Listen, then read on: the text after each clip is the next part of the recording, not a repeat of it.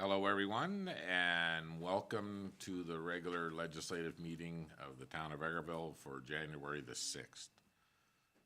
We're back after, I hope everybody had a great holiday season here, and it's time to get back to work. So I call this meeting to order at 3:01. I'll take a motion to adopt the agenda. Councillor Curtis makes the motion. Is there any additions or deletions to the agenda? Seeing none, all those in favor? Carried. Next, I'll need a motion to adopt the minutes of our last regular ledge meeting. Councillor Brajak makes the motion. Is there any errors or omissions within those minutes? Seeing none, all those in favor? Carried. First up, we have Public Works Manager Dan Quigg, and he's going to give us a progress report. So take it away, Manager Quigg. Okay, afternoon, Happy New Year. I'll just go through a couple operational updates since my last presentation way back when. November 17th, we've completed a sewer dig on 53rd Street between 45A Avenue and 45B Avenue. That was about a 10-meter section of sewer main that was badly cracked and had sections actually missing out of it. So we got on that one quickly, and HCL completed that one within 2 days. Then we participated in the light up parade November 28th. And then recently, and still ongoing, snow removal. So, Manager Quigg, I'll just bring up something that the public seems to be talking about with the snow removal. Can you tell us whose responsibility the railroad tracks are? They are CNs. CNs. We are only allowed to get within 16 feet of them. 16 feet. So I hope all those people that are out there listening, that are phoning and complaining, by law, we're not allowed within 16 feet of a rail crossing for snow removal. Okay, thank you. Carry on. Okay. I guess just for a little update on snow removal, we have completed priority routes 4 times, around school zones 2 times, Highway 16 the whole length once, and the airport 4 times, and we did downtown this morning and hoping to get into residential tomorrow and 4th. So I don't know about new council members. You know there is a process and routes that we do, priority routes and stuff first. And then when it comes to the residential, you always go to councilors first, correct? Yes. No. No, that's not true. Okay. Is there any questions at all about snow removal? Go ahead. So I was going to bring this up later, but because you're here, this is probably good. There have been a number of questions about the sidewalks, especially downtown. There are a number of businesses that are in the downtown core that have a different capability in terms of snow removal than others in terms of being able to put it onto the street. But there are some, for example, the block that used to be full throttle, the snow is not removed there. So I've had the question asked why that isn't approached the same way. So I don't know that that's necessarily you or through CAO Ling, but snow removal downtown rules are a little bit different than other neighborhoods. For sidewalks there, we don't typically do them on the full throttle area. That's parks if we put it onto them, I guess. No? I do believe it's a property owner. All sidewalks are property owners unless they are part of the trail system. So the downtown sidewalks would be cleanable by the property owner, and the downtown core, 50th Street, due to the, is it street? Yes. Due to the lack of available space to shovel the snow, they are allowed to shovel it when there's a snowfall. They are allowed to shovel it onto the street, and then we give 24 hours before we clean the downtown core to get rid of all the buildup that would prevent or that gets people stuck when they park in front of businesses. But other than 50th Street, they should all be removing their snow, and it's the property owners that are responsible for it. Do you know how many tickets have been issued for the plaza area, the former Full Throttle area, or the by Perry's Pizza, that building? How many tickets have been written over there for those? They haven't shoveled once this year. I will have to talk to our officers and find out. Go ahead, Councillor Lemko. Yes, Your Worship. Question on a corner lot, 50 by 150, that has a street and an avenue adjacent to the property. Is the landowner responsible for both sides of the sidewalk? Yes. That's what I thought. Thank you. That answer to that was yes, so thanks for that. Yeah, any sidewalks that's attached to your property is your responsibility. Go ahead, Councillor Jagalik. Yes, I just think it might be a good idea as well to remind property owners how long they have after a snowfall before the snow has to be cleared, because I think we get a major snowfall and people expect that all of their neighbors and everyone in their community has the snow off the sidewalk shoveled immediately. But they do have, is it 24 or 48 hours after a snowfall to have it cleared? 24 hours. 24 hours, yeah. Oh, it's 3 days. I think it's 72 hours. 72 hours. 72 hours, yes. So just so people are aware of that too. Okay, let's keep going. Manager Cleek. Okay, I'll just move on to the budget items for this year. First up is the CRF Sand Seal. This extends roadway lives by 5 to 10 years. It's budgeted for $70,000. These roads will be evaluated in the spring, and then we will carry on forward with that once they're evaluated. And how many blocks do you think 70,000 will get us? I think we did 6 blocks last year.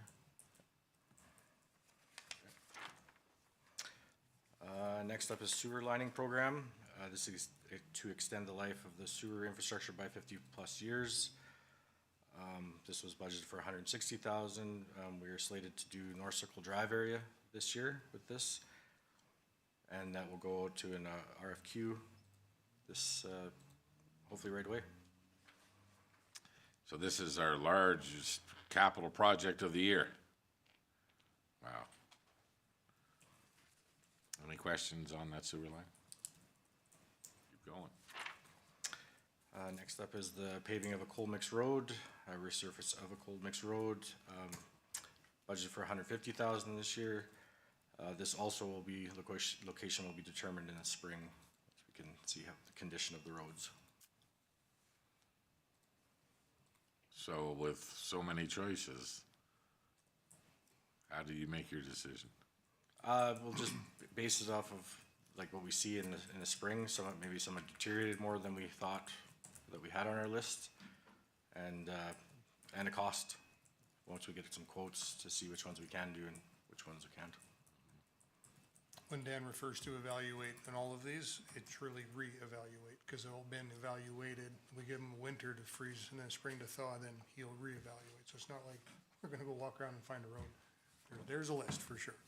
Yeah, and we've seen that in our 5-year capital plan and stuff, so again, just so people understand that this next coming couple of years, when it comes to capital projects, we are not going to be doing very much, and it's sad because we have so much road construction that we need to take care of now before the roads deteriorate to the point where they have to be a complete rebuild. So, at least the sand application will help extend the life of some of those. Right now, it's really tough, so. Go ahead, Councilor Rudick. Appreciate that you'll be reevaluating and determining which road fits into this budget. We've had the question, and this came up during budget. It's come up previously from some downtown business owners about where the alley fits into that listing. And I know that question has been directed towards administration to follow up, but I'm just wondering how that fits into the list when we talk about construction, the pavement quality index, et cetera, all of the things that you consider. Where does alley fit into that listing? The lane is currently in the 6 to 20 year portion of our future capital projects. And the pavement quality index did not include any rear lanes in it. It was all our asphalt paved roads and coal mix roads.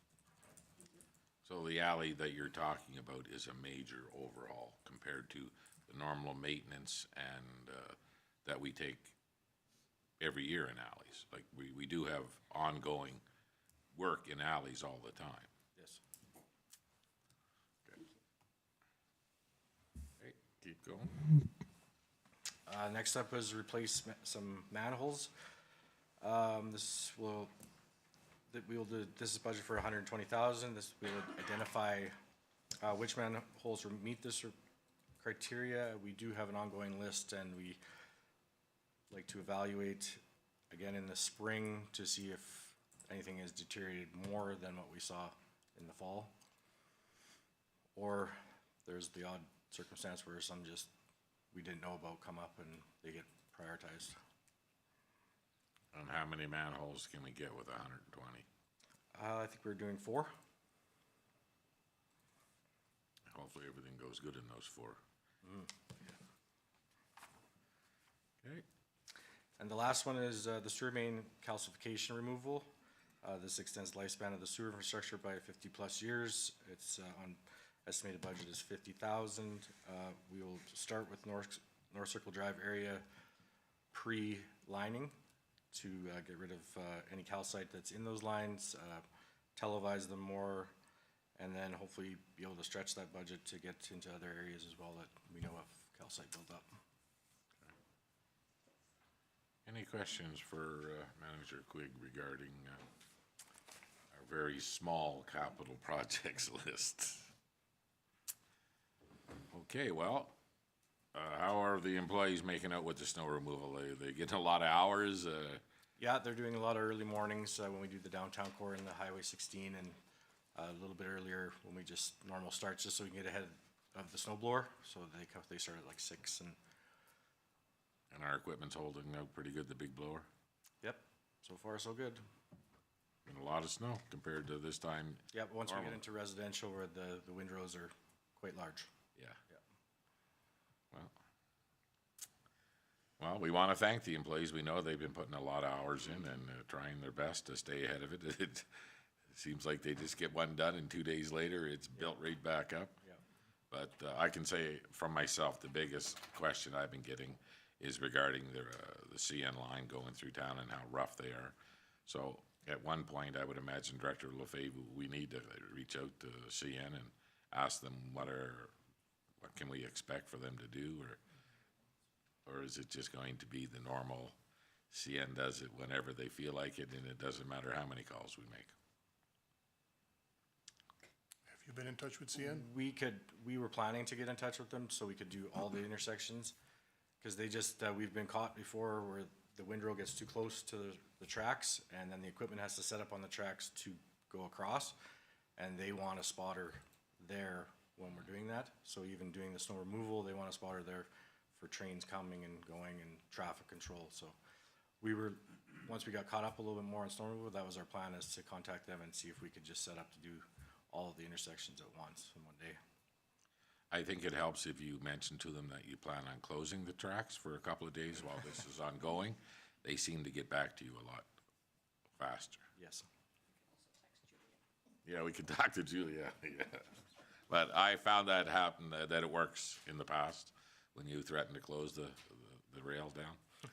They always, actually, the president of the Canadian CN got a hold of me and said that I couldn't, but anyway, good luck, and again, make sure you let the employees know that I will.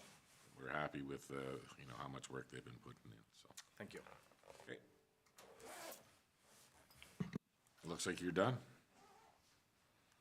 Next up, yeah, good job. Manager Quiggs. Next up, we have Fire Chief Gary Foss. Here we go. Sounds like a party.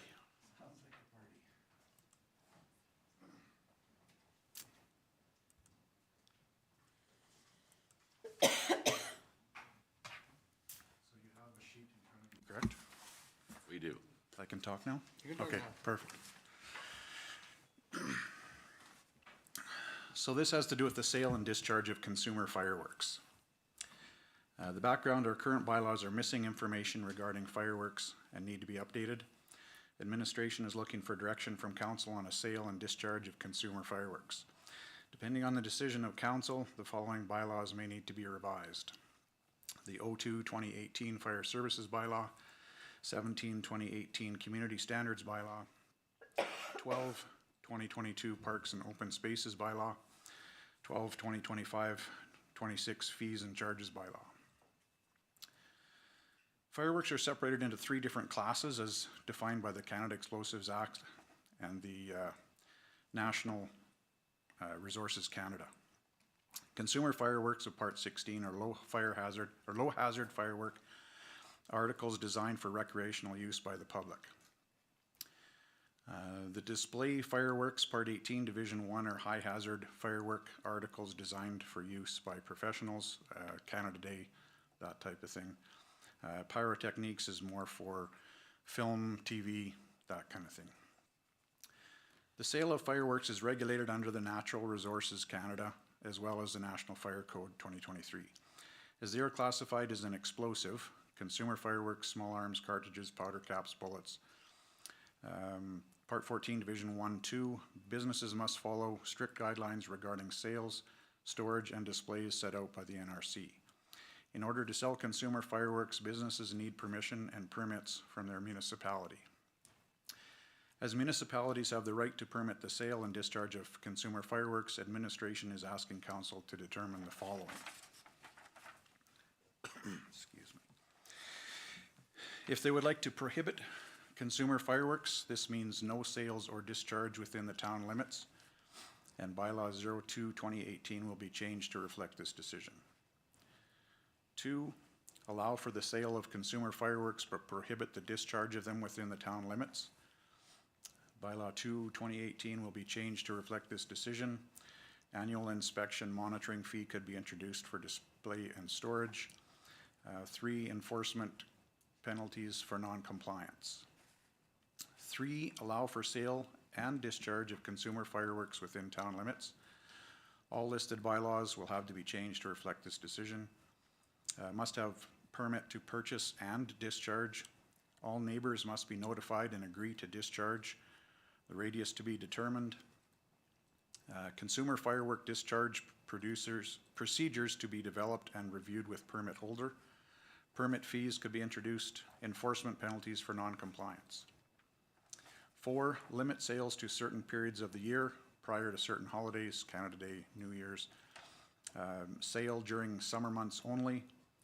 Annual inspection monitoring fee could be introduced for display and storage. Enforcement penalties for non-compliance. There would be no changes to the high hazard display fireworks for professionals. They require a permit only, along with the town's authorization, Canada Day, Country Fair. Once council has decided on an option, administration will bring forward the appropriate bylaws and changes to a future legislative committee meeting for discussion. Okay, can somebody tell us what bylaw 02-2018 states right now regarding fireworks? Betcha. There's a few different sections. It's not all in one spot. The Fire Services Bylaw. 2.13, fireworks means the fireworks listed in Class 7, Division 1, Class 7, Division 2, Subdivision 1 to 14 of the Explosive Regulations in the Alberta Fire Code.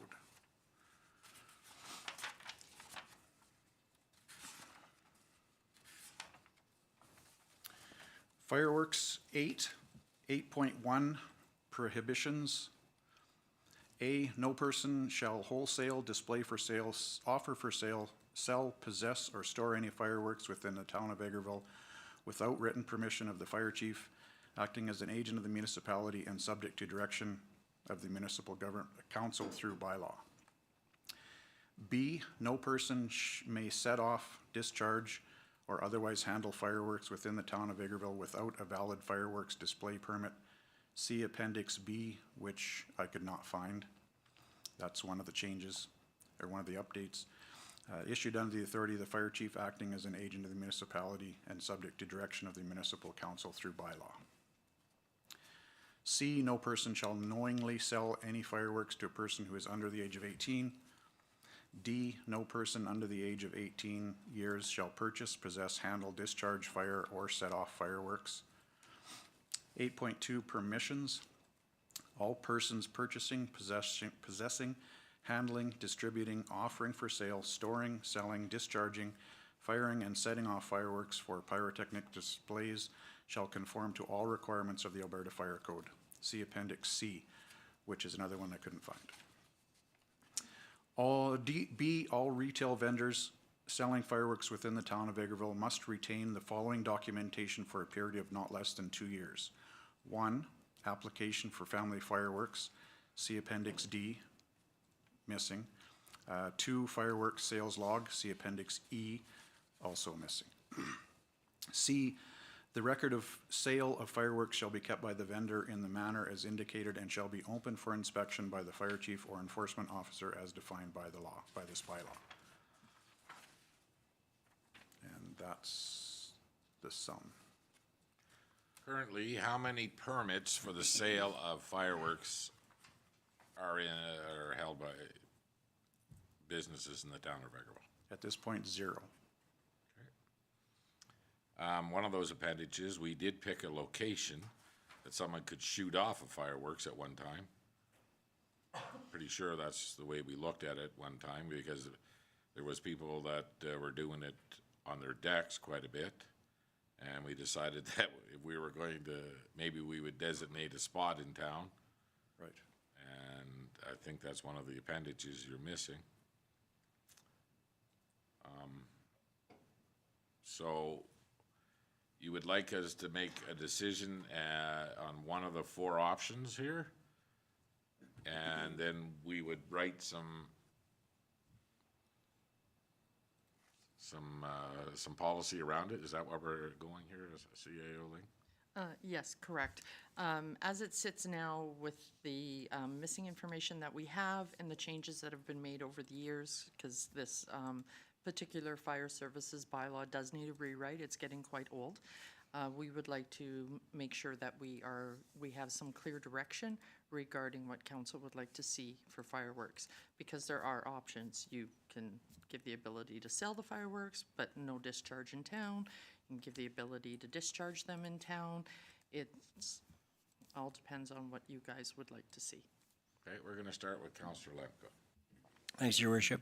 Through you to Fire Chief Foss. Gary, the recommendation, the choices we have to make here, but from a fire chief's perspective, managing this ask, where do you feel we should be leaning? We could say anything up here, but boots on the ground is you have to be responsible for the bylaw and administration of that. So what's your suggestion?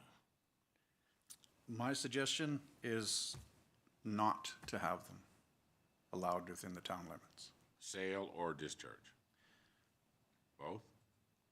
Both is ideal, because then you can't get them, just go to the corner store, get them, and then we're trying to track them down after the fact by neighbors' complaints and all that for the peace officers and whatnot that have to enforce.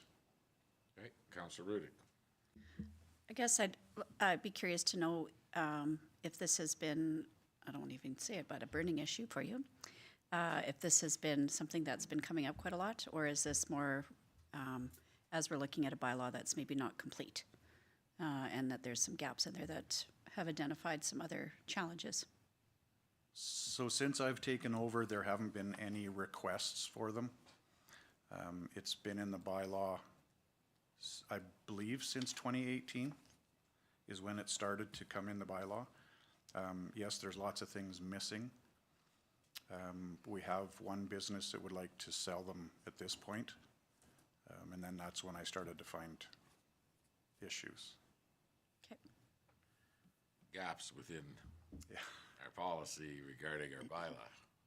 Because I guess, sorry, the other thing that maybe caught my attention is that recently in Edmonton, there's been a house that burnt because of, and it wasn't the person that set off the fireworks that their house burnt, it was the neighbors that burnt, so, Correct. So in the legislation, it's very clear that you need a permit to purchase them, and you need a permit to sell them, or to display them, which is to burn them off in whatever community area that you're setting them off. So the authority having jurisdiction, you must get a requisition or a permit from them in order to display them in the first place. So when they don't do that, the other fine is also, if they're set off, they start a fire, they get the full entire bill to clean it up, if that person gets caught.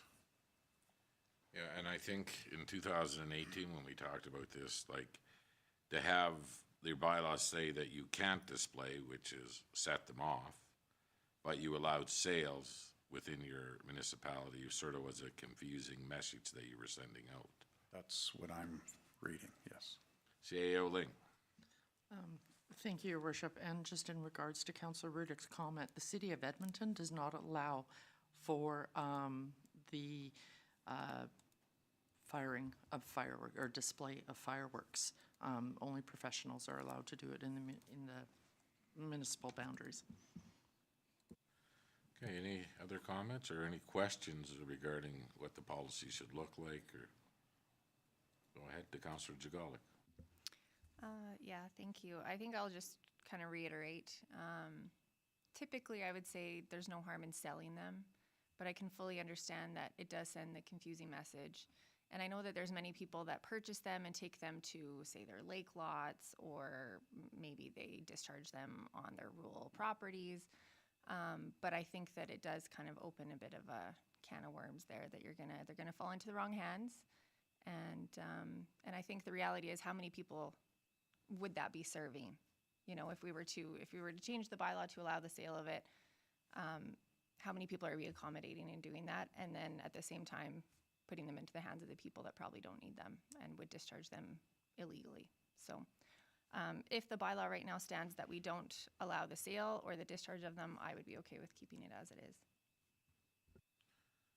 Yeah, because most of those people that are taking it to their lake or something, there's usually a little gas station on the way that has Right. for sale. Right, and according to all the legislation, they still need a permit to display those at the lake. Yes, within, yeah. So like number 3, you know, having notification to all the neighbors and stuff. Like, I know that of 2 times this summer that fireworks were displayed within town limits that were not with professional shooters. And it's not that we turned a blind eye to it. It was just by the time that we tried to verify where it was coming from, there wasn't a lot going on at the time. It was daylight by then. So, does anybody need any more information regarding this bylaw before that they're willing to vote on, well, what, or at least give some direction to admin and which way we'd like to go? Is there anybody here that wants to see sales of permitted sales within the town of Vegreville? So then if we're not having sales, then we won't have discharge or display. Go ahead, Councillor Rudy. you have one business that has made application? There's only one? We've talked verbally, yes. Okay. Yeah. I know that from my own experience, some parts of our neighborhood used to use fireworks quite a bit. But those residents are getting older and have little children now, and they don't seem to display them as much as they used to. But, so I would say right now, the consensus of council is what I am seeing, is that we could write a new bylaw. We're not gonna allow sales or display of fireworks within the municipality. Now, within the bylaw, is that where the punishment comes in too? Like, how would we handle this? There's a fees and charges bylaw, there's also the fees at the back of the bylaw. The, sorry, Fire Chief, Foss, the permit fees and, the cost, to the business owner wishing to sell or to the general public wishing to display fireworks, the permitting fees would be handled in the fees and charges bylaw. The enforcement fees for, breaking the law would then be in the actual fire services bylaw. That's where the enforcement part lives, and we would have to determine what all those fees would be. So if we're not gonna have sales or display within the municipality, we won't need to capture this in our fees and charges bylaw. We won't need to capture it in the fees and charges, no, but we should still be looking at a prohibited, because it's prohibited, an enforcement fine in the fire services bylaw. Yeah, we don't wanna have a catch and release system. We know how that works. Okay, so let's put a new bylaw together and we'll bring it back and hopefully the penalty will be captured within there too. Okay, so just for clarification, we are looking for consensus of sales and display, no sales, no display, sales only, no display. Well, go ahead, Councillor Chagall. Sorry, I have a question, I think. What is involved if we want to pilot it for, say, a year? Is that an option? Can we allow the sale of it for an identified period of time to see if it is a problem? Because I guess the other component too is that we do discharge fireworks as a community twice a year. So if we have one agency that wants to sell them and does sell them, and we try it out for a year, we would essentially be giving that local business the opportunity to provide the fireworks for Canada Day and whatever else event, right? So I think, No, why? those are high hazard Oh, and they displays, wouldn't be able to sell and those? These are low hazard displays. Oh, okay. It's Yeah, a- so Okay. whoever we hire as the shooter brings their own. They bring their own then? explosives with. Okay. Yep. Okay. Okay, thank you. Okay, well, I don't see any, go ahead, Councillor Ravala. I was just gonna touch base on what Councillor Jagalik was saying there. I think that just opens up too much of a can of worms if we even attempted to do a pilot project. I think we have it as it is right now. There's not really that many people wanting us to change it. I think it just makes more sense for us to keep it with how it is and not look into further changes at this time. But that's my opinion on it. Okay, well, that's what we wanted, was your opinion. We appreciate it because it's gonna move forward that we're not gonna have sales nor display. And we're gonna wait to see how the bylaw's written and what the punishment if somebody does it, so.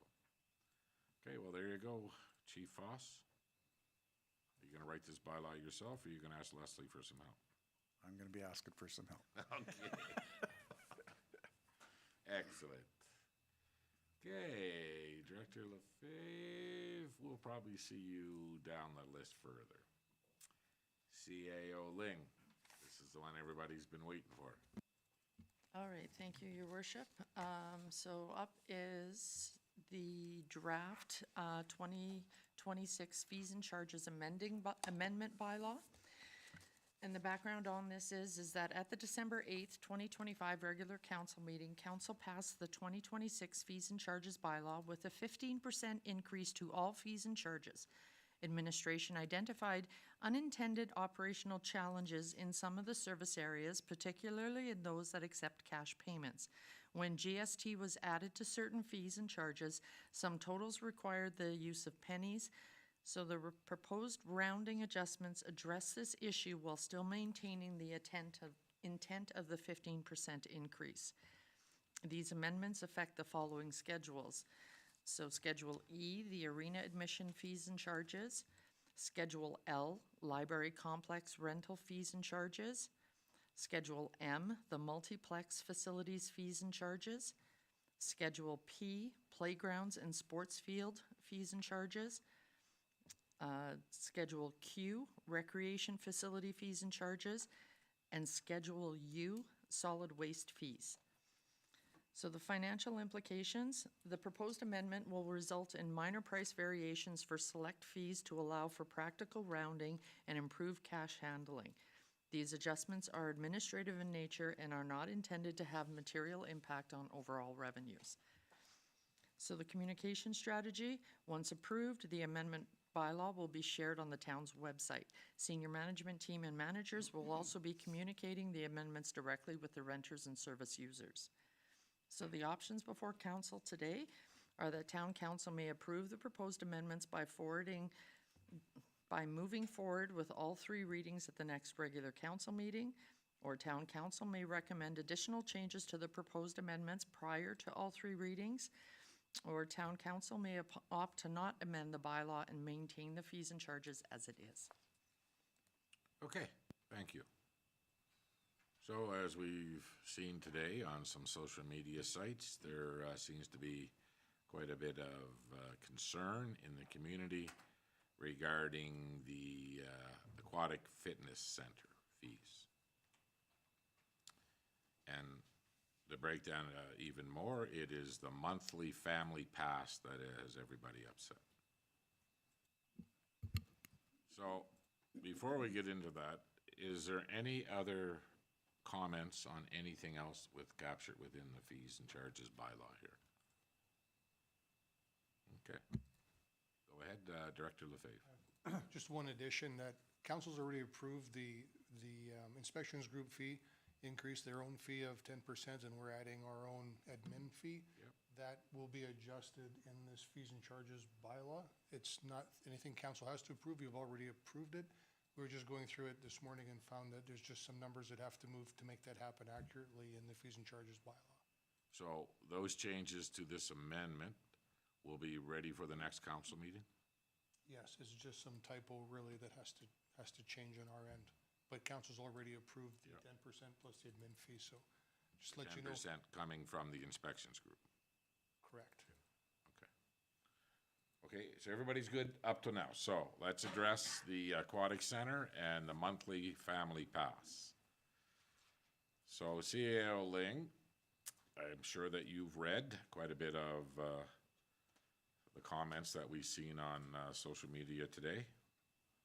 And if you could just clarify, first of all, this is the first time a monthly family pass has been in the fees and charges bylaw for quite some time. Yes. We, back in the fees and charges bylaw for 2023, which was written in 2022, this is where it gets a little confusing, is where we removed the monthly family pass. Prior to that date, there was, our recreation fees were broken down differently. There was an aquatic and fitness fee and then a full facility fee. And at that time, both of those had monthly family passes. So that would have been the fees for 2022. So going back to the 2022 fees and charges bylaw, a monthly pass for the aquatic and fitness center only was $95 a month for a family, like, that was the price for a family monthly pass. The full facility, which is equates to what it is today, that particular monthly pass for families was $105. Okay, so just to make this simple for those that are out there, and there's no confusion in what our messaging is. The last time that we sold a family pass for the full aquatic center, which is equal to what we sell today, was in 2022, was $105 a month. Yes, a monthly family recreation pass in 2022 was $105 a month, and that would equate to the same like the same Yes. access you would get with the monthly pass today. That's the last time that it was Yes. captured in the fees and charges bylaw. Yes, that is the, Prior to 2022, it was more in 2020 because we lowered our fees regarding the COVID pandemic that we were seeing. So prior to 2022, the monthly pass was more money. We lowered it and we kept it at those prices until we took it off the menu. that's correct. It was no longer a sale item after 2022. Yes, at that time, it was not it wasn't anything that people were interested in purchasing. They were purchasing punch cards instead. So that's where we moved, yeah, they were doing the punch cards. So the monthly pass was removed, the 20 pass punch card came in. And then through discussions at the counter, they were finding more people wanted a monthly pass versus a 20 punch. So that's why it was brought back in this year. So this is the first year, 2026, that we've actually offered Yes, a monthly family pass. that's correct. And again, the last time was 2022, and it was $105. Yes, And prior to that, it was even more because we lowered the prices during the pandemic. Counselor Jagalik. Sorry, I think we've talked about these numbers so many times that it is so confusing. But I do have to ask, because this document that we were given, that council was given, does show $65 for a monthly family pass, which I do believe I inquired about at one of our meetings in, I think, November or December. And administration said that these numbers were from 2021, and it states $65 right on it. So is that from 2021? Because the numbers we just discussed says that that should be higher than the 105. no, these were from 2021. Sorry, I've had so many bylaws open. But as it sits on this particular memo, but it also says above, if they read above, it says administration is recommending the removal of the 20 punch pass, and that was the discussion we just had. This is rarely purchased. The 20 punch pass offers $4 to $10 saving compared to purchasing the two 10 punch passes. And then it says administration is recommending reintroducing a 1 month pass rate. This is frequently requested by users. It doesn't state in here that these are old fees, and the monthly pass, that's $65. Now, that's right, here's where it gets confusing, is because it says $65 on here. That $65 is the family annual pass divided by 12. And at that point, that was never the selling price. And I will take full responsibility for having that $65 in this memo. It's because it would have never been priced at $65. Okay. Do we have access to the 2020 Yes, I can pull that up right fees now. and charges bylaw? Yep, let me just do some. Okay, so the 2020 fees and charges bylaw?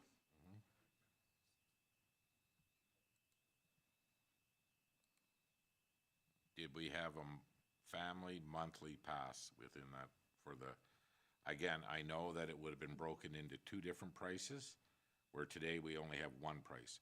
So the family pass for the aquatic center today covers shinny, it covers skating, family skating, public skating. It's all captured within one on the facility.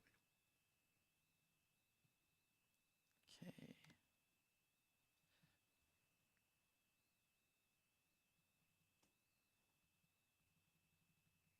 Sorry, I just got to get to the right page.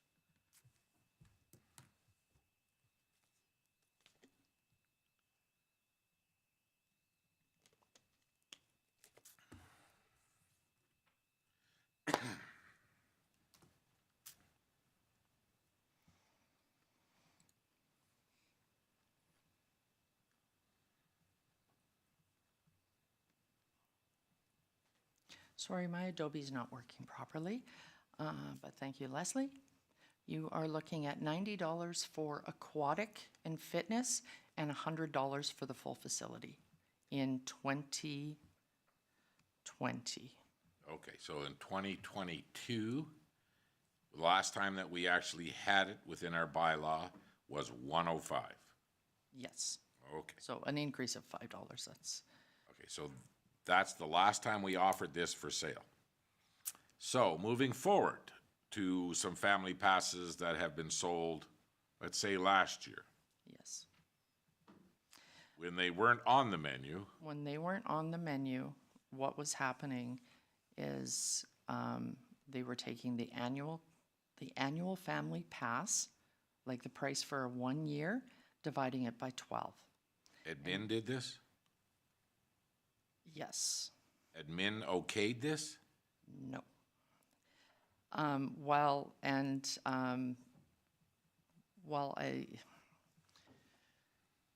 there was some practices that were happening. Well, we'll air some dirty laundry. There were some practices that were happening at the pool that were not necessarily okayed by management, by administration, like management, but they were also unaware. So, and then over time, those became normal practices. So now that this has been brought to light, it has come out that this has been happening and it was never supposed to be intended or allowed.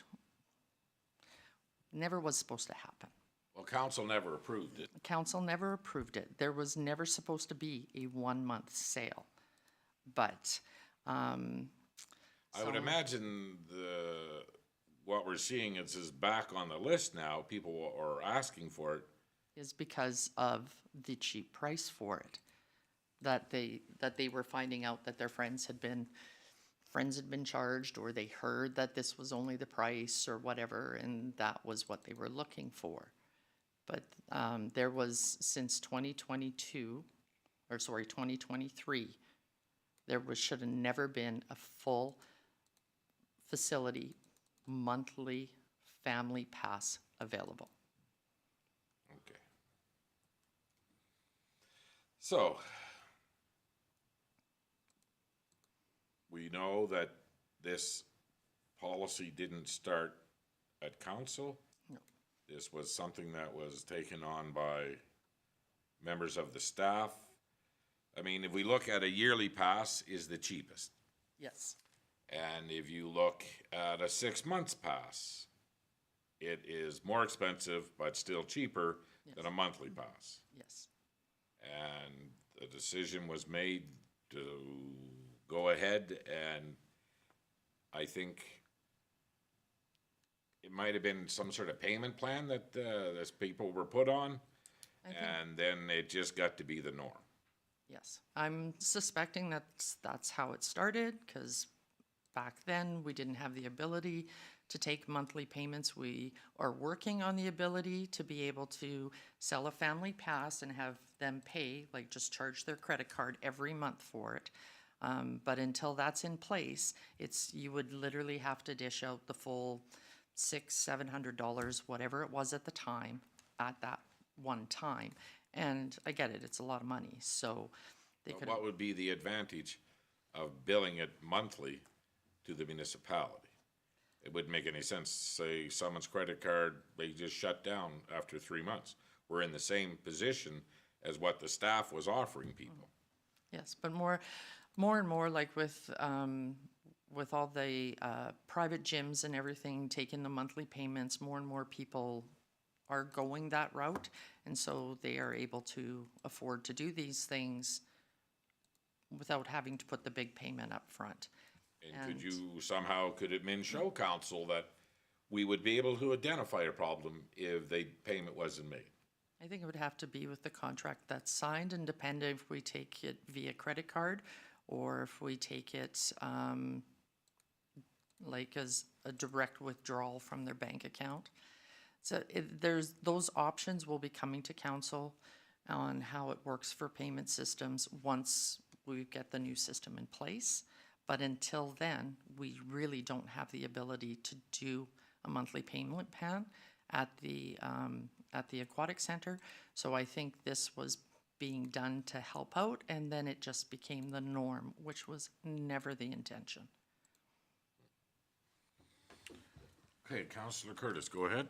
Thank you very much. And when you purchase these, you get a card, right? You would have a Yes, you swipe do. card? So Yes. they would have the ability to put an end date and that card would not Yes. work when the, okay, Yes. thank you. Okay, so that's in the future. We're looking at a monthly payment on a yearly plan. Yeah, that is some of the requests that they've had at the front counter, so it is something that we are looking into. But unfortunately, at this time, with the system we have, we cannot do that. So at the price we are now for a monthly pass, we are, The monthly pass, is 174.81 is what we're showing. 170, yeah, so it basically 174.80 would be the price. Okay. Well, I guess it adds incentive to get a 6-month pass or a yearly pass, that's for sure. And where are we with other municipalities on monthly passes? Wainwright, a monthly pass is $182.50. Lac La Biche, $151.50. Camrose is $208.50. Those are the ones I have right in front of me. So Millennium Place through some social media, I didn't check it out, but they said it was around 145. I think that's what they were saying. I do think we had called in there, but we couldn't sit on hold long enough. Yeah, well, again, we can never compare ourselves to the county of Strathcona, as Council Rudick so eloquently stated earlier before the meeting. They're one of the richest municipalities in the country. Yeah, we can never compete with that. So we are definitely not the most expensive in municipalities around our size for a monthly pass, family pass.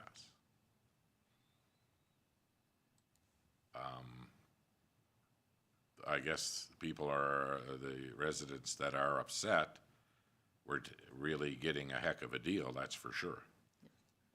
Due to a decision that was made outside council, outside admin. That's correct. So all those people that are mad at us,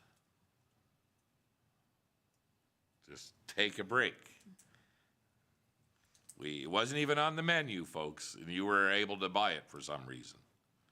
There was no incentive to buy a yearly pass or a 6-month pass, and I would imagine this is where we seen the enthusiasm to have yearly passes back on the menu. Councilor Rudick. Thank you for clarifying. There's a lot of different fees and charges that are included in this listing, and I can see that there are things that we overlook as governors of this system, never mind the day-to-day operations, that some things can be missed. So no different than some of these coming forward and making sure that we're rounding up or down so that it's more user-friendly is something that we're trying to achieve. I think some of the complaints that people have lodged in the public are maybe not related to the cost. I think Mayor and CAO, you've clarified that there was an error that has far-reaching implications, and a lot of the things that people are complaining about are actually some of the things that I would encourage them to comment to their elected officials, which actually is none of us. And not to be rude, but we actually have done a lot of work. There was some reference made to some of the public input that we had about the recreation master plan. This is a multi-million-dollar proposed project that we simply cannot afford at this time. We just went through a very difficult budget process, and the largest budget item that we heard from Manager Quigg, for example, back when I first started on council, we used to spend about $1 million a year on a project, on a big project, and none of the projects that we did, I think the largest one was $150,000. 160. 160, pardon me, thank you for correcting me. So I too would like to have the best possible recreation. We're all users of that facility. At various times, I don't have little kids anymore except for grandchildren. We used to use it all the time, so I understand, and we did talk about this at this table, that we want to make sure that recreation is affordable and accessible. But some of the concerns that were raised in the public are separate from this discussion. So some of the concerns are the cost and what you're getting for the service, and we will never be able to compare ourselves to some of the larger centers. That's just not a reality. Do we need to make sure that we have our facility in best operational condition that we possibly can? Absolutely, and that's some of the preventative maintenance that we've tried to do, and that's why every second year in September, we shut down and do a full bore maintenance. But we are nearing the end of life for that facility, so we do have some hard conversations and require regional cooperation. We do have support from the County of Minburn, which we appreciate very much. But there are lots of users for that facility that do not pay into the actual maintenance. It's easy to build a facility in some senses, but much harder to maintain it. And that's some of the conversations that I see online. As for making it accessible for families, there are very few things that you can do. So when you divide out that $715.90 as it's delineated here for a 1-year pass for a family, if you divide that into 12, that's less than $60. There are very few things that you can do with a family for less than $60 multiple times in a year. So while I'm completely understanding and empathetic of the affordability challenges that people are facing, I also would encourage those that are feeling like perhaps they might not visit our facility. I would encourage them not to do that. That would be really unfortunate because we want to have as many people using our facility as possible. All that to say, appreciate the transparency, and it's unfortunate when we have rogue decisions that ultimately as council, I'm happy to wear the mistakes that we make as a collective in terms of governance, but this fees and charges bylaw is pretty specific. We pass it every year. It's 9 pages of very specific prices for everything from dumpsters to fines and everything in between. So it's all available for people to see. So none of this is secret. And again, I welcome anybody to give me a call. They can text me, they can email me at any time. And I will clarify, I didn't get one phone call from anybody about this, not one. That's not to say that people aren't upset, but they haven't contacted me. Okay, any other comments? Go ahead, Councillor Bozak. So I just want to clarify with administration that they are clear. Are we going to be offering the 1-year pass in 12 monthly installments? Is that something we're offering? At this time, no. Okay, I want to clarify that to make sure that we know what we're voting on is if they want to buy a 1-year pass, it's payable up front. Yes. So that's the direction. Okay. But with the new software that we're wanting to introduce at that facility in the future, the near future, because it was in the budget, we will be working on creating that payment plan. Yes, but along with it will come a contract that binds the purchaser to the 1-year contract. Okay, so there it is, folks. For those that have been buying this, which actually wasn't for sale, you know, we're sorry, but this is the reality. This is where we need to be. I don't know if anybody knows this, but our filtration system at that facility is past the end of its life cycle. The new one that we're looking at is $3 million, and we need to build onto the building to put the filtration system in there.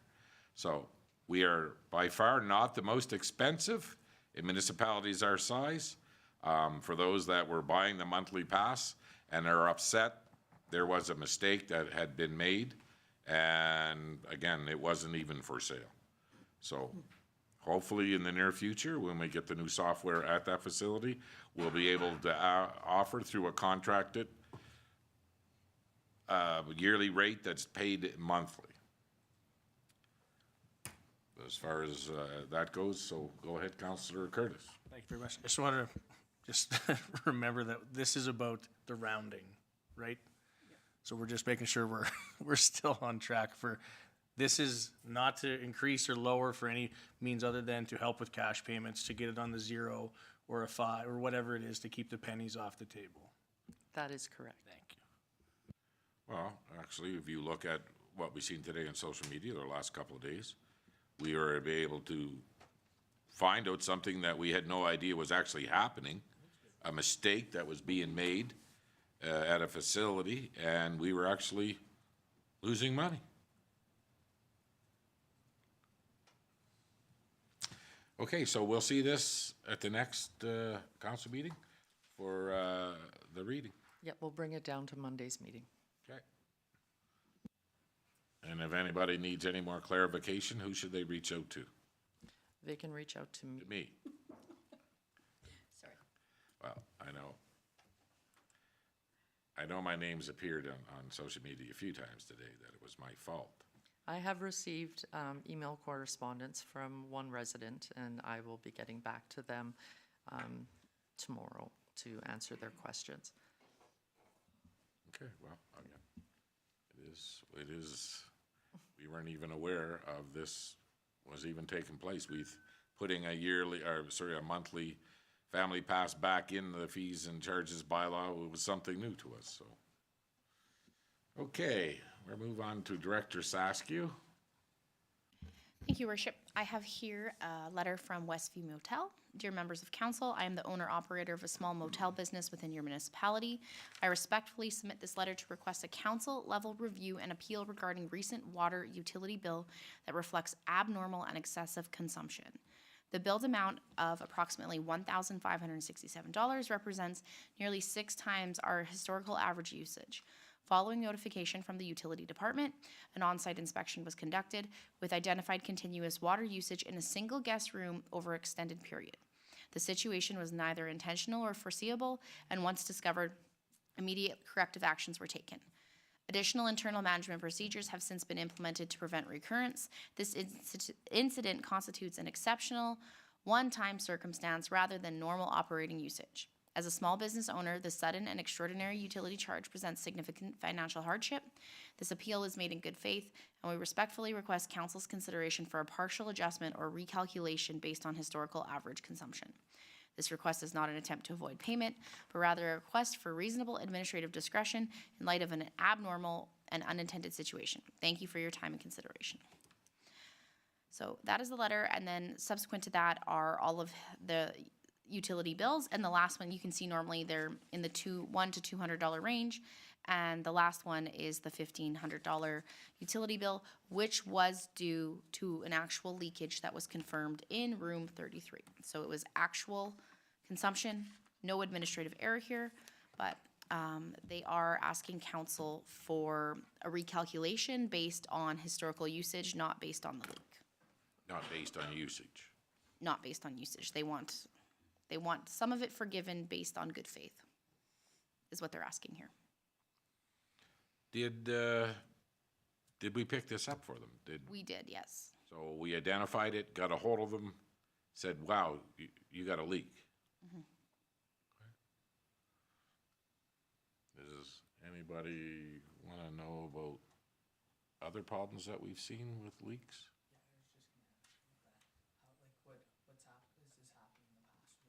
All the time.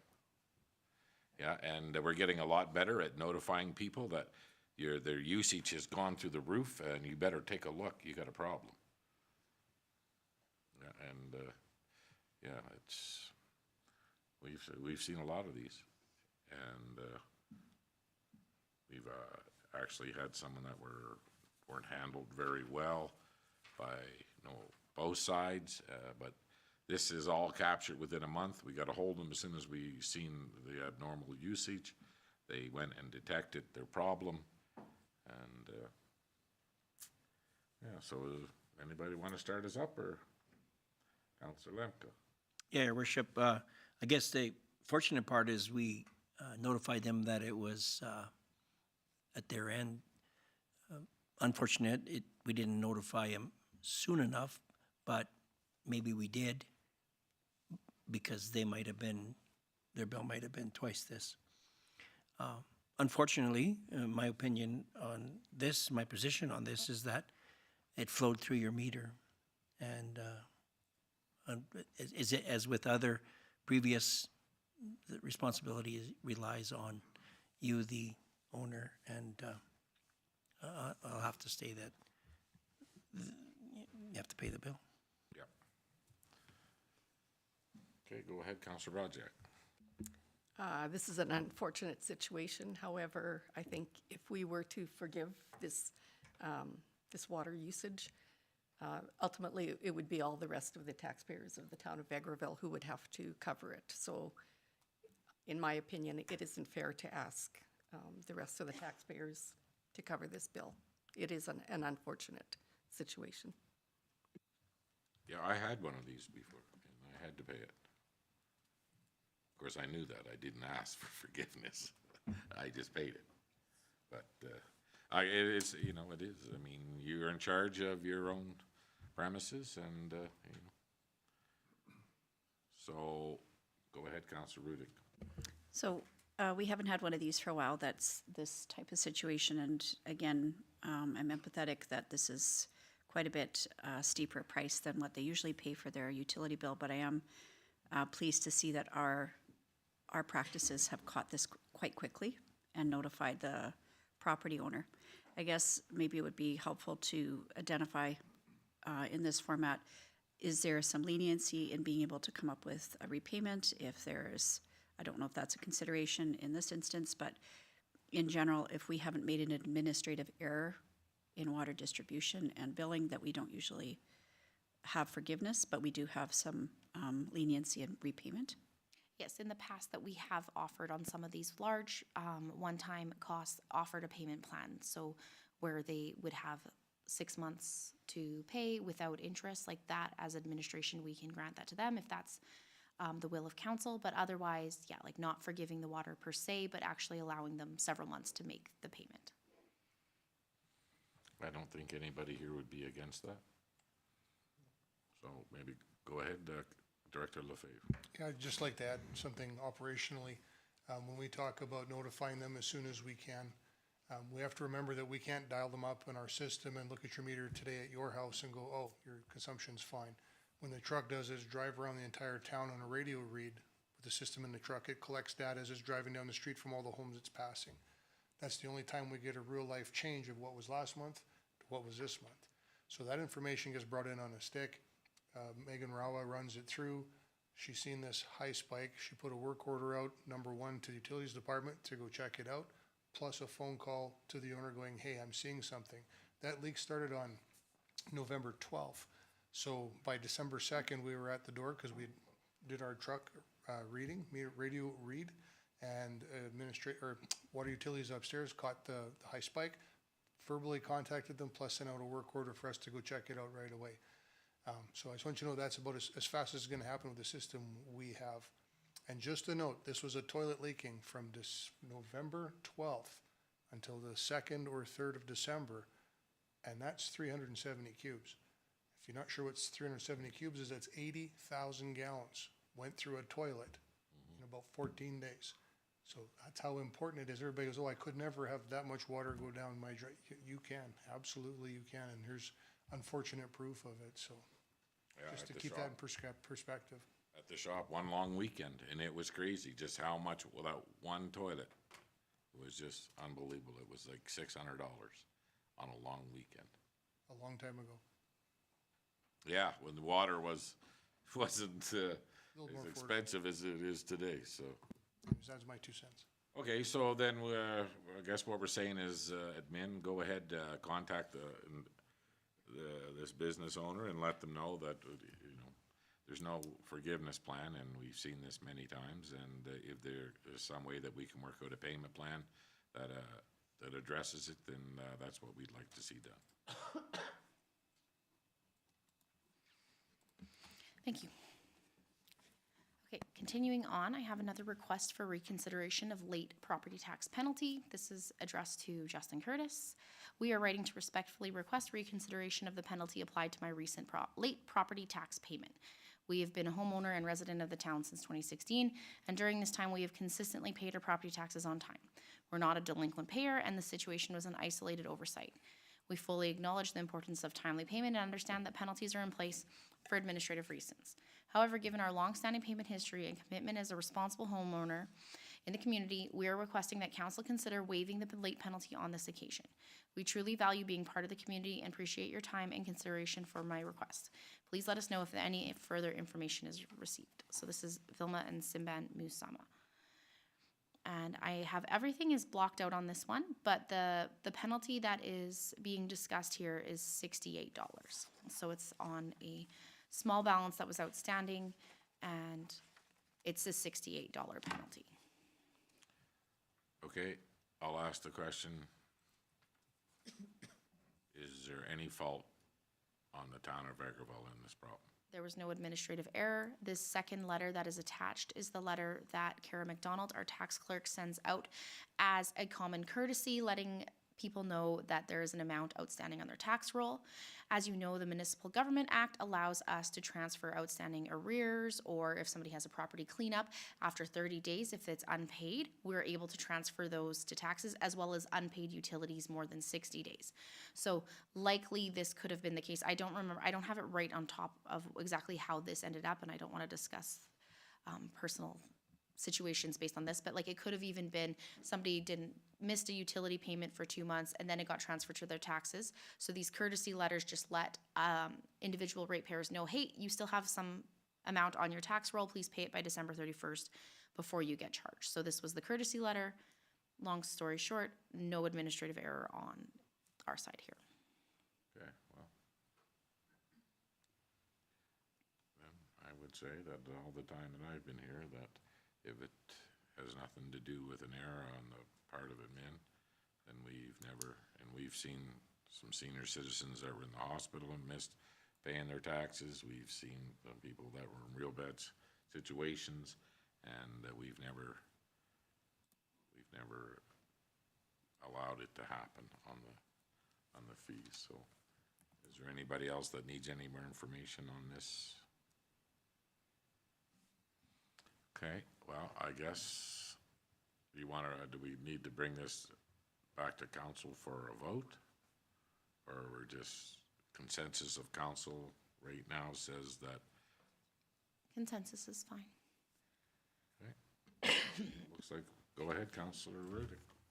Yeah, and I don't know that this is necessarily this instance, but wonder if it's not a good idea, again, just given the time of year, that we remind residents and businesses that they have the opportunity to do the TIP, the monthly installment plan for their taxes, and that prevents both this and other concerns that might happen. That is an excellent point, because we do recalculate the year-end tip prior to December 31st. So if you have any of those balances transferred, that would have been on this letter, your monthly tip repayment would have been recalculated, and we actually send letters out saying, hey, this is now this dollar. So let's say somebody we've had some extreme cases where there's like a $3,000 property cleanup fee transferred to taxes. On their December bill, we would say, hey, your tax installment plan has recalculated and your payment is gonna be $3,000 instead of the $300 that it normally is. So that is a very good example of how you can have like kind of just an extra assurance. And when those tip amounts recalculate those exorbitant numbers, we actually do a follow-up phone call, because we don't just expect to pull $3,000 out of someone's account. Okay, well, then that's where we'll be. Yeah, but maybe we can get it on our social media platforms that, this is a good time to sign up for the TIP program. And okay, so next up. No more popcorn.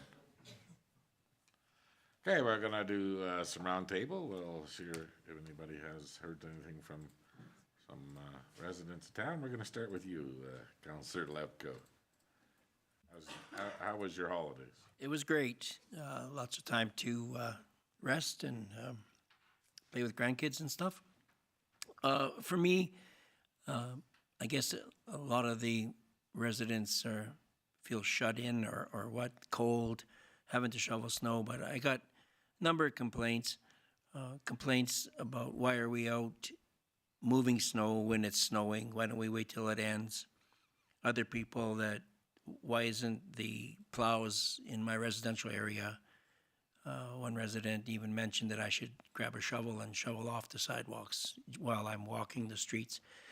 And then a few complaints about the 100% increase or 175% increase. I had a couple inquiries about that. But all in all, it's been a good one, and Merry Christmas to all our Ukrainian folks out there. And thanks for your concerns. Thank you. Councillor Curtis. Thank you very much. Similar, fees and charges, some questions there. One resident reached out asking about purchasing town-owned land and who to talk to about doing that, whether they go through realtors or in town, so I gave him some contacts with the town. And then I had one question. I'm not sure, CEO Ling, everybody was off for the New Year's long weekend, but there was some questions about the snow at the outdoor rink. It was kind of half shoveled. I don't know if it was our departments and they only got it half done, or if residents of the town who sometimes take it upon themselves, especially when it's a weekend, to skate around, shovel it. But it was about half cleared, so I got a picture sent to me, and I was just wondering if it was done today, or if what is our schedule there? What do we do at the outdoor rink? Okay. This is an interesting year, and it's kind of a culmination of a few things.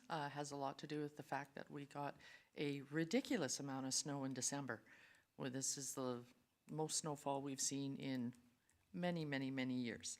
So yes, there is a schedule for cleaning the ODRs. Specifically for Christmas, the 24th, 25th, and 26th, there was no snow clearing. There is Christmas. There's no, the staff is off, right? So normally what happens is after a snowfall, the main trails and sidewalks, like the sidewalks that are part of the trail system, parking, a few parking lots are done by parks, and facilities does the sidewalks like right in front of the buildings, some of the parking lots, and then the ODR. And this is all just movement of people, movement of traffic first, and then they go to the ODR. Currently, Parks has 3 sweepers that they use, and those are the brooms, like the rotary brush sweepers. And Facilities has one as well, and that's the one that is used to do the ODR. We are down to 1 sweeper. So there's some equipment breakdowns that have been going on, the amount of snow that's been going on, the lack of staff.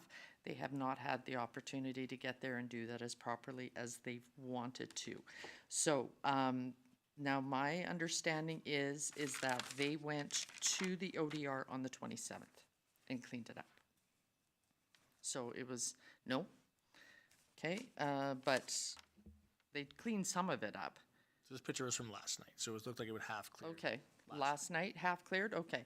Because the pictures that I got, and I'm not sure if they're from today. Hold on here. Unless the resident was being sneaky and backdated the picture on me. I'm not sure. No, I look at it every day, No. and I had the same complaint many, many times. I went there many times. No, sorry. It was, That was, I'm sorry. This was, when I said the 27th, that's my note down here, but when I read the actual email, when staff returned on the 27th, they were immediately aware of the ODR conditions and began planning on how to address them with the lack of the sweepers that they had. They used blowers and blades to push snow to the side in an effort to get the rinks open to some degrees. So they have been the rink surfaces were cleaned up by December 31st, with only the surrounding areas, like outside the boards, still needing attention. The parks crews will be heading over this afternoon, which is this afternoon, to sweep and remove the remaining snow that has accumulated since then. yeah, they weren't at the ODR. They were at maybe some other surfaces. No, the snow was cleared by Samaritans over there, and of course, they only did a certain portion. So like, you couldn't shoot pucks against the boards. Actually, little people couldn't even get into the ODR because the pile at the gate was high. They had to climb up over it with their skates on and fall into the rink. And I was there many times. They did get the lights fixed Christmas Eve. The day, the 24th, I seen them were in the panel, so the lights are back on. I wasn't aware of the sweeper problem. We have some mechanics working on this, or are they parts are not available, or what are we gonna hear? That should be interesting. Out of the sweepers, I think all three are being worked on, and my understanding is a part, like a gearbox they were waiting for, came in today, so. Okay, so in actual fact, really nothing get done at all, and it's still not done at the ODR. Maybe they blew some snow at some of the outside, other facilities, but nothing got done at the ODR. That's all for me. Okay, Councilor Riddick, maybe I can help you with some of your concerns. I had a great holiday, busy, lots of meals and conversation with people. I did have a couple of conversations with people about snow removal. That was top of mind. Some of them concerned about the town's rate of removal as well as their neighbors' rate of removal. But I think it's important to remember we got a lot of snow. So even if we were fast, it was a lot of snow for anybody that is shoveling. Never mind if we're a municipality, we have to start back and do the priority areas like Manager Quigg sort of highlighted, that we need to make sure that priority routes are cleared, and sometimes that means we start back there again. We haven't made it to the residential areas either. I did receive a phone call and follow-up about fire alarm charges, and also had a conversation with a non-resident who owns a business in town who is concerned about some of our practices cooperating with the county, for example. It's kind of a long, complicated conversation. Some of you may have also had that conversation too, but it was an ongoing conversation about how we as a municipality support people that are non-residents. And I guess maybe that's where some of my conversation or my thoughts around the fees and charges also stem to, is that, again, I think it's very difficult for people to understand how we make our decisions at this table, but they're not just whims. That there's some background behind the decisions that we make, and happy to explain them and have a conversation with people. But again, I would encourage anybody that has a question to reach out anytime. Thank you. Councilor Raziak.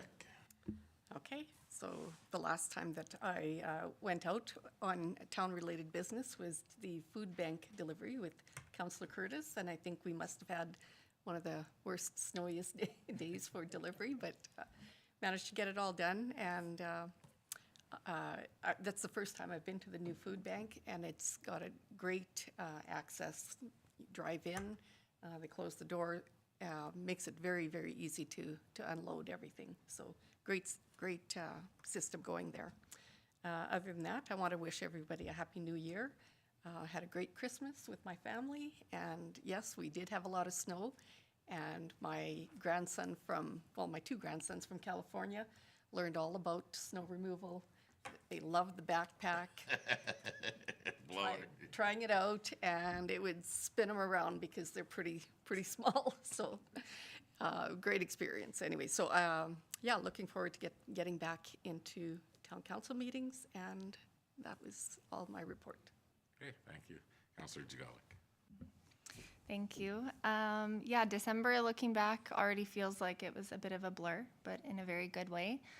We were out in the community, which is one of my favorite things to do. We got to deliver Mayor's Christmas oranges, as we, I guess, historically call them, but it was a basket mixed with oranges and chocolates and certain goodies of some sort. So we went to some of the seniors' homes, and that was really great to spend a couple hours there.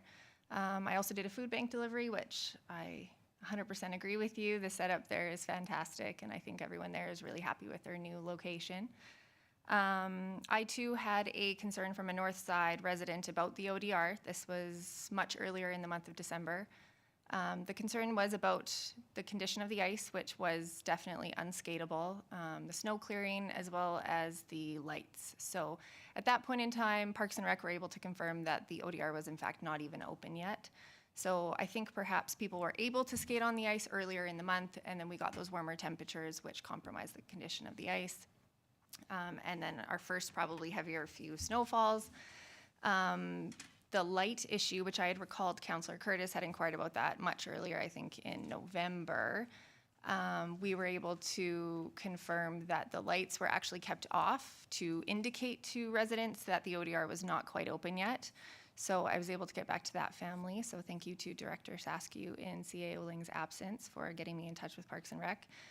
The last concern that they had was that the website did state that the ODR was open for the season. So I did bring that to administration's attention as well, so they could keep an eye on that and make sure to update that, because that was a source that this family looked to see that it was open. So I guess just having said that, and then again, the situation we're in with the breakdown of equipment, I'm not sure the best way to mitigate this. If we need to communicate better to the public that we're dealing with equipment breakdowns, we're not actually neglecting the ODR, you know, if we can maybe communicate that so the public knows we didn't forget about it. We do have a regular routine for cleaning it and maintaining and flooding the ice. However, we're down from 3 to 1 machines to get that done. So hopefully that can be repaired soon. But besides that, that was all for me. Hey, thank you. Hola, Councillor Wawawa. How are things going on your side of town? Good. I had few different complaints I heard over the last little while. One being fees and charges not being down to 0, which obviously we talked about that being changed today. I had two, same as Councillor Jagolic, about the ice conditions. That one actually worked out quite well because Amin had already addressed that before I had a chance to even talk about that issue. The other one I heard over the last little bit that I guess I have some questions on would be just a little bit about our cemetery. I heard some complaints about the fact that around the holidays, there's not, the cemetery gates aren't open, and I do understand people can walk in there. The complaints I heard just a little bit about it was just the fact, you know, being around the holidays is kind of time where people want to go in there and drive in and see their families. So I guess I know we do keep our gates closed on the weekends when no one's around for the fact of vandalism and stuff like that with our shop being there. I guess my question is, in the past, have we ever looked into potentially, you know, around the holidays having where we leave the gates open over the weekend, or is that something we've never discussed in the past? And I guess, yeah, it would be towards Director Lefebvre or I'm going to Sandra? refer to Director Lefebvre because this is something I've not had this question directed at administration for, it's the first in 10 years, so.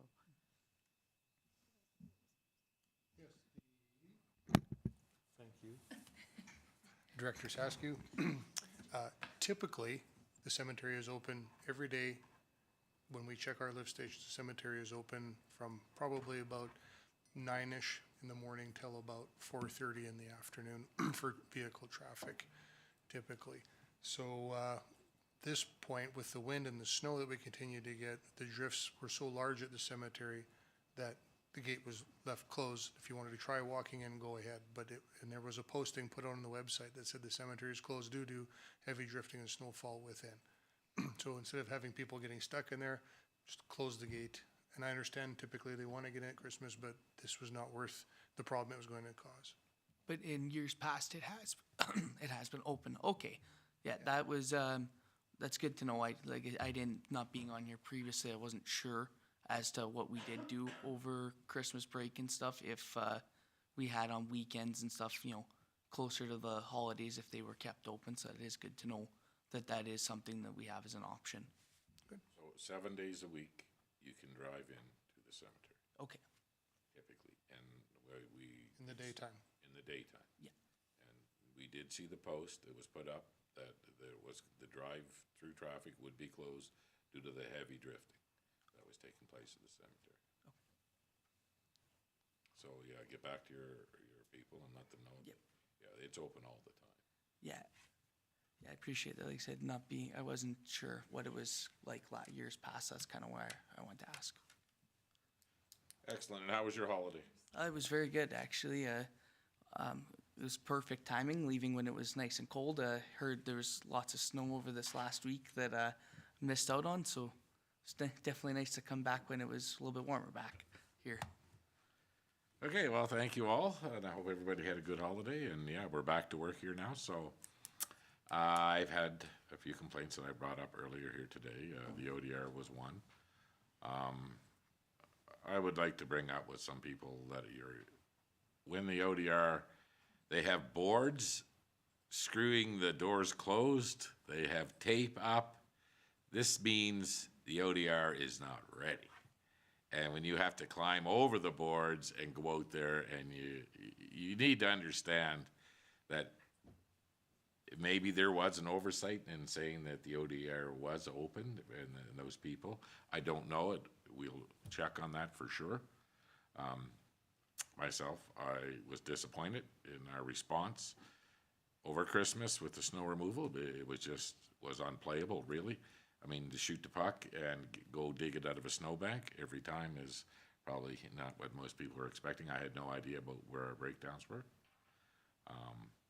The one concern I had was yesterday, and regarding the super boxes, the mailboxes in town. Are you allowed to park? There's been a commercial trailer and a truck parked in front of one for a few days now in a row. So the postal worker has to walk around it, and so do all the other people. I know we don't paint the curbs yellow. Are you allowed to park in front of them? So I know you were gonna look into that for me, and All right, thank you, Your Worship. Yes, I had municipal enforcement look into this, and they contacted the citizen who reported it and had a conversation with them. There is nothing in the Traffic Act that states, and the Traffic Act is like both provincially and even in our own traffic bylaw.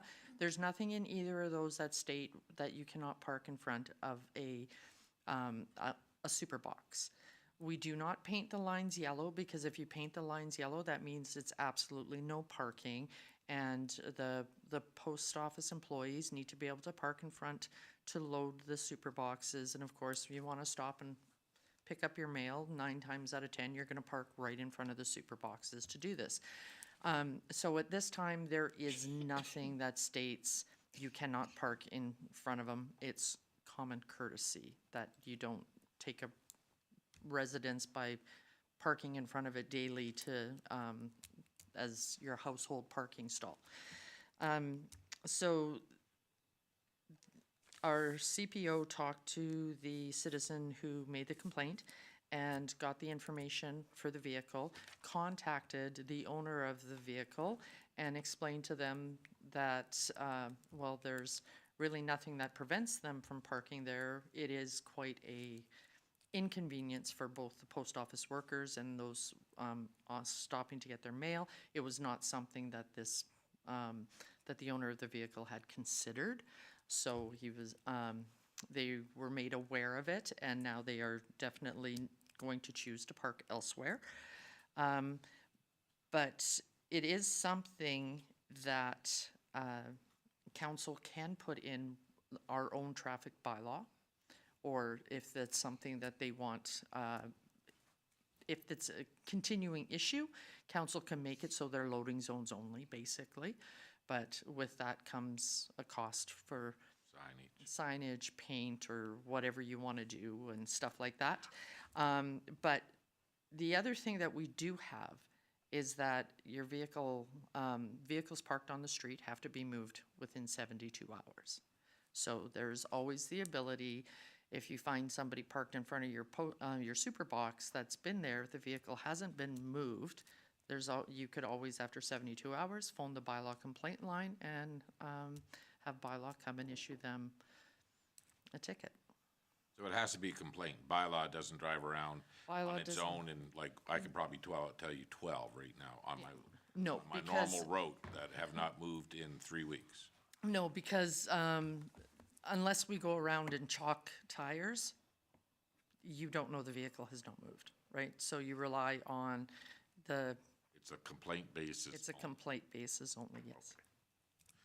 Okay, other than that, we addressed some of the other concerns that I brought forward with you, that people contacted me, and I appreciate you getting back to them. And I just want to say that I hear a lot of good things about our employees and how they've handled this snow removal and everything else, still keeping up with everything else. Because, you know, all those other jobs are still there, even though it's snow removal time.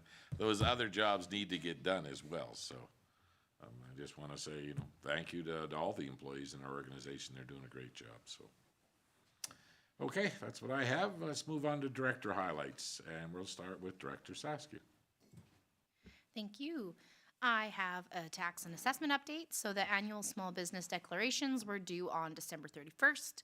We are looking at a very good rate of submission this year, and as of current, we have 21 additional tax rolls that were not on the prior year schedule. So some of these are new businesses that were purchased, and others are missed submissions from prior years. So we've seen this in the last 2 years. If somebody misses their submission one year, they are sure not to miss it in the following year. So it's nice to see additional uptake.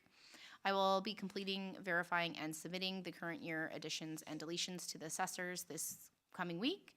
And we expect to see our 2026 assessment from our new assessors in February of this year. So I'm hoping for end of January, but more likely target date is February. So that's when we'll start looking at assessment and the tax bylaw all grouped into one. Other items that I have is the 2025 tax penalty. Taxes were due December 31st, 2025.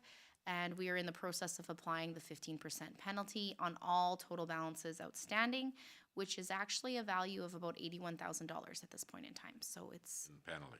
yes, and that's consistent with prior years. It's always between 70 to 90,000. So we're very consistent to prior years, but as of right now, it's 81,000 and a few extra change. We're also in the process of finalizing year end. So January is a very busy time. We're working on rolling forward items, including payroll, our ERP update, which includes new tax tables based on CRA, as well as cash counts and inventory for all the departments throughout town. Our department will also be busy with year end from now until the end of April when the audit is completed. So our auditors, which is now Synergy CPAs, they will be in the office January 28th and 29th for like the initial touch base. It's called an interim audit.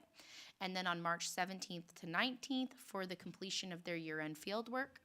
And then from there, finalizing of statements and et cetera, which will be presented likely in April to council. Or March if we're super quick, but more likely target date of April. So as a reminder for councilors, our year-end must be completed by April 30th and submitted to the government, or we get a big red X in our indicators. So that is always the target, and we've not missed one in, I don't think ever. I don't think we've ever missed our target date of April 30th. So like to keep that streak for this year as well. And that is all I've got. Thank you. Any questions for Director Saskia? Seeing none, thank you. Thank you. Move on to Director Lefebvre. Thank you, Worship. The equipment, asset, and retirement disposal policy has been, as I said before, it's been ready and waiting for review. We just had to get through an election, get through the budget process, get through our Christmas season here, and now the next ledge, it will be front and center as we roll on with our new budget, as we do have some units to deal with. So just to let you know that that's next on the agenda. Our legislative administration has, Leslie has sent out the some policies and things that need review. They're of age. So we've got the parking in lieu policy and a review of the snow removal and sanding policy. So those went off for the appropriate managers, with the boots on the ground, let them go through it and see, does it need a change? Is it fine? Do we need to increase back off what we have to do? So we're getting on top of some of those things. And now that everybody's back in full force, in January, we will go back to our 2026 Capital Works project, 45A Avenue, and we will start dusting off the previous estimate and prepare the quantities as we go to tender and see what our pricing is gonna look like as compared to what we've budgeted. That project is also LGFF grant funded as well and not a tax base project. Okay, well, I gotta ask the question. I get asked a lot. Why does the town put so much sand and salt on Highway 16A? Is it just to help the car washes, or can you clarify this for us, Director Lefebvre? I'd love to, Your Worship. Highway 16A and Highways 857 north and south, in and out and right through our community, are the responsibility from curb to curb of Alberta Transportation and not ever the town of Vegreville. We have talked about this in the past. They put down the quantity that they put down so that their mandate is to keep the roads safe. The amount of salt and calcium mix they put in their sand is only governed by the amount it takes to keep the roads safe. So it's unlimited. They also have the ability to store sand with different means, and that's treated with calcium chloride and salt, the different means than we have. We don't have facilities that are retaining rainwater, moisture, treatment ponds. We don't have that. So we have a certain level we can put onto our sand. So you will see that the residential areas or areas in town, when they're sanded, may not have quite the same effect as the highways, and that's because the highways are allowed to use a much hotter mix, as you've noticed at times on Highway 16 when it's almost like driving through a sandy beach. Okay, so just so that everybody that's watching out there heard, that's not our responsibility. That's not our calcium sand mix that is making everybody's vehicles all dirty. We have nothing to do with it. Okay, good.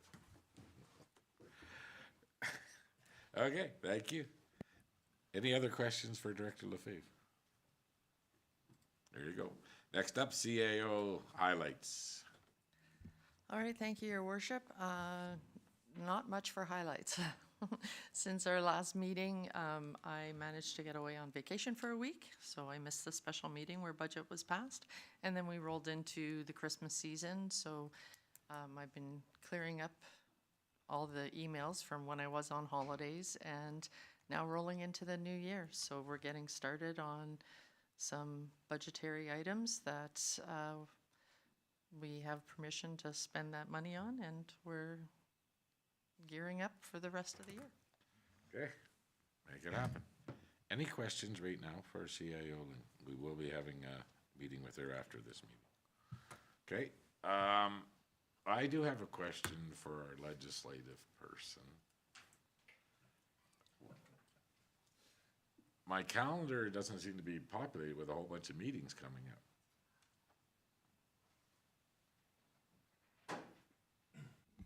Your Worship will look into that. I'm not sure what we're dealing with calendars right now.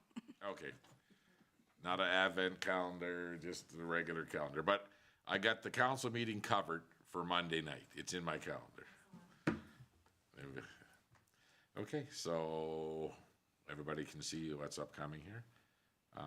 Have we got a head count for the emerging trends with Brownlee? We're good to go there? Yes, Your Worship, we've already registered everyone who has indicated they will be present. Okay. So at this time, is there any other business of council? Go ahead. Sorry, as you went through the upcoming events, I received an email.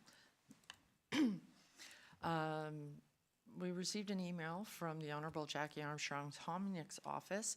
She is available and in town and would like to meet and personally congratulate the new and re-elected members. She would like to meet on Monday, January 12th at 9 a.m. 9 a.m. 9 a.m. on Monday, January 12th. Here, it would be here. Well, I can definitely make it. Councillor Rawala, can you make it? Councillor Jagala? Councillor Braja? Potential, Okay, potentially. potentially. Councillor Rudick? Yes, You won't be too busy with everything that's going on at your place? I will change my schedule. Okay, Councillor Curtis? 50-50. Okay, Councillor Lemko, I know you've probably done 10 miles of walking by then. Yes, your worship, I'm gonna be shoveling, at the same time, so It's not supposed to snow on Monday. there's still lots of sidewalk. Okay. Yeah, I'll be there. Okay, can you send that out as an invite? And will there be muffins? Nice. Thank you, your worship. Okay, thank you. So there's no other business of council. I'd like to take a motion to go into closed session from somebody. Councillor Lemko makes the motion. All those in favor? Carried. So that was at 4:46. So